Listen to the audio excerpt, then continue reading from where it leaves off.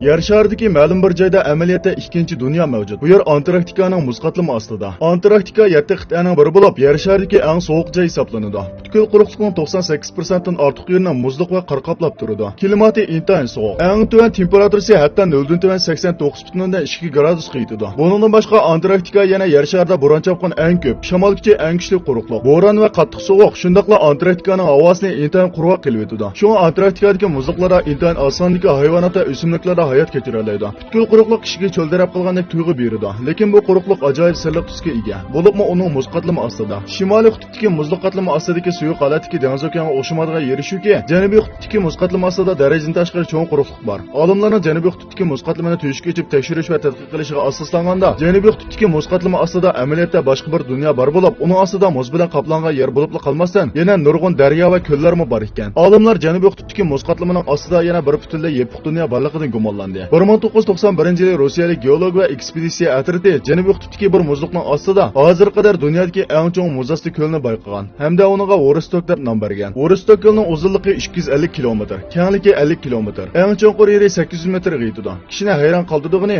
Vostok ko'lining yillik suv temperaturasi garchi 0 dan 3 gradus atrofida bo'lsa-mu, lekin uning suvi izchil suyuq holatda mavjud bo'lib turibdi. Bu xil ahvolning yuz berish sababi uning ustidagi 4000 metr qalinlikdagi muz qatlami bilan munosabatli. Vostokning muz qatmasligining sababi oldi bilan yer markaziga yaqin bo'lg'achqa, yer markazining issiqligi ko'l suvining temperaturasini baktovan qilib o'tmaydi. Uningni qalsa Vostok ustidagi eg'ir muz qatlami paydo qilgan g'oyosur besim suvning qatish nuqtasini tuvallatib o'tadi. Bundan boshqa g'oyosur muz qatlami ko'l bilan yer yuzidagi qattiq sovuq havoni ayirib o'tadi. Shu Antarktikaning sirtqi yuzining temperaturasi 70-80 selsiya gradusga tushib qolgan taqdirdami, muz ostidagi ko'llar yana yil bo'yi suyuq holatda turadi. Eng yangi dokladda ko'rsatilishicha, olimlar Antarktikadagi Frencher muzliqining ostidagi 890 metrlik o'rinda nurg'un taqujaylik hayotlikni bayqagan. Bu hayotlikdagi DNA bo'laklarning turga ayrilishiga asoslanganda, bu rayondagi jonliqlarning turi oz degandimi 3500 xildan oshadi ekan. Ya'ni kelib hammasi intayin qadimiy hayotliklar ekan. Biroq bu qatimqi bayqashda olimlarni eng hayron qoldirdig'ini hayotlikning mavjud bo'lishi emas, balki bu hayotliklarning mavjud bo'lish shakli. Shuni bilish kerakki, bu hayotlik bayqalgan joylar dengiz ostiga intayin yaqin bo'lib, g'oyat zo'r besim va odatdan tashqari yuqori quyuqlikdagi oksigenga ega bo'lib qolmasdan, balki hech qanday quyuqlik manbasi yo'q. Bu xil ekstremal muhit bu hayotliklarning hech qanday energiya manbasi yo'qligidan darak beradi. Undaqda ular nimaga asosan 400 million yil mavjud bo'lib tura oladi